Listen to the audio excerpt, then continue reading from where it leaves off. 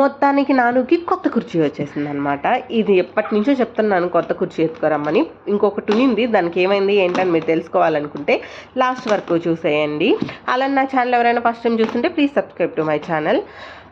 నేనైతే దీన్ని బిగించేటప్పుడు నాను వచ్చి ఊరికే వచ్చి చూస్తూ ఉన్నాడు అనమాట దాని మీద కూర్చోవడం కోసము. ఉండండి, ఇంకా అవ్వలేదు. ఉండు ఉండు ఉండు ఉండు అవ్వలే, ఇంకా అది కింద పడతావు కూర్చుంటే. కూర్చో కూర్చో.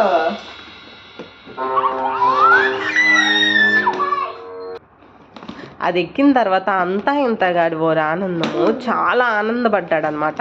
కానీ ఆడేమైంది, 2 రోజులు కూడా లేదు, అది ఇరగదీసి పెట్టేశాడు. ఆ కింద కూర్చుంటుంది కదా, అది విరిగిపోయింది అనమాట. అంతలేకే నాకైతే భలే నవ్వు వచ్చింది.